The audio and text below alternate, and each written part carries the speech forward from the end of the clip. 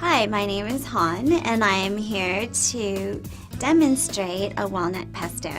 Now this tastes just like a traditional pesto, but we've incorporated more nutrient-dense ingredients to make it a lot healthier for you.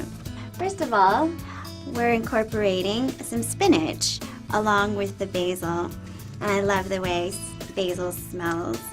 We've added spinach to this so that we can have extra vitamins such as vitamin A, calcium, and iron. And traditionally, pesto is made with pine nuts, but today we're using walnuts because they're extra high in omega-3s, which most people are deficient in. And this is the good fats that help break down the bad fats. We're also incorporating a veggie rice cheese instead of the traditional Parmesan. Now the veggie rice cheese is great because it's high in protein, has great flavor, and is zero cholesterol in it. We've also added some cannellini beans, and this adds extra fiber and protein into this sauce, and it thickens it a little bit as well. And the recipe calls for brewer's yeast, and the reason why I've written brewer's yeast in this recipe because brewer's yeast contains a great deal of B vitamins that are great for energy as well, and that's optional, and we're not incorporating that today. Brewer's yeast has a nice kind of flavor that adds a little sharp, cheesy flavor to it, and if you'd like, you can add some, but we're not doing that today, and it's fine if you don't have that. We've also got 1 lemon, and the recipe calls for 2 tablespoons of lemon juice. And to make things simple, I always use 1 lemon, and that's usually equivalent to 2 tablespoons of lemon juice. We've got our salt and pepper, and instead of using extra olive oil, the recipe calls for 1/4 cup. We are using water instead to thin the sauce without adding extra fat and calories to this. We've got 2 cloves of garlic with our recipe, and I like to use fresh garlic. You can also buy fresh garlic that's already been peeled at the grocery store, which is very convenient. And you can also buy the jarred garlic in a little jar that's already been minced, and that makes it a lot more convenient for you as well. But if you have fresh garlic, always try to use fresh ingredients. It just tastes better. Our recipe calls for 1.5 cups of basil and spinach, and I've got some already torn and washed here. You can buy the baby spinach if you like, and frozen spinach works just as well. I like to pack it in there too. And I've got a high-speed professional blender here, but you can use any home household blender. That will work just fine. And it's 1.5 cups of greens and basil, and if you like more basil flavor for your pesto, you can definitely add a little bit more. Okay, and then the recipe calls for 1 cup of walnuts, and 1 cup of veggie cheese.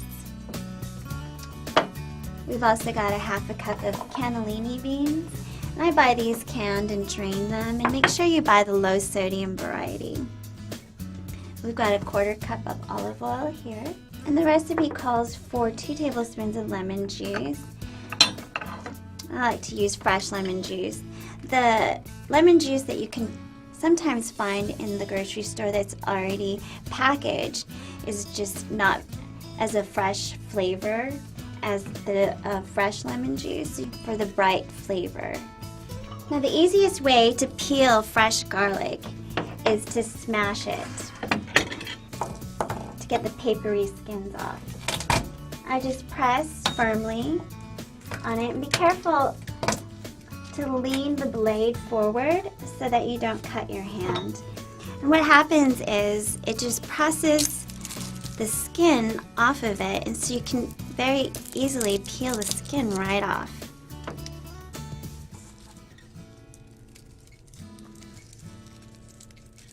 And you've got your fresh garlic. And then I like to add a pinch of salt or 2. A pinch of salt is normally about 1/8 of a teaspoon, and this recipe calls for about a teaspoon of salt. But I like to do it a little bit at a time, so with 2 pinches, that's 1/4 teaspoon. and then a pinch of black pepper. And like I said earlier, we're trying to make this pesto a lot lower in fat and cholesterol. So instead of adding more oil to thin out the sauce, we're using water. The recipe calls for 1/4 cup to 1/2 cup. I'm gonna add a 1/2 cup right now. And then you can add a little bit more if the sauce is too thick. And just put the lid on and then just pulse it so you get a little bit of a thick consistency. You grind it down a little bit, and you can use a food processor if you don't have a blender as well.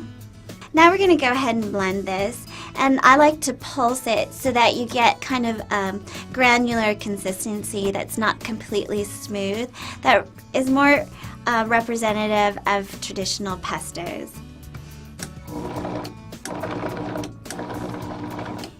Sometimes you might need to stir it around a little bit. I blended it for about 15 to 20 seconds, and you kind of want a granular texture.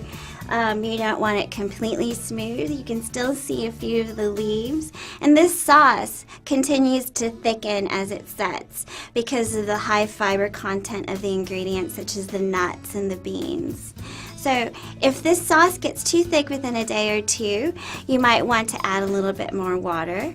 And it's pretty much done. Let me taste it first.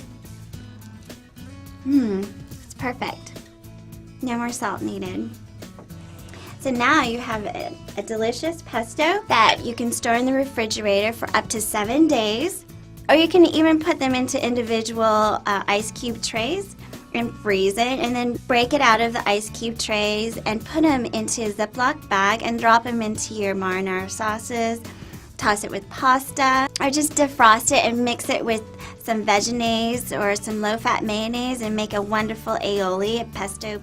As you can see, it's a little bit thin, but it thickens up quite a bit. And you can see the nuts and the different ingredients that we put in there.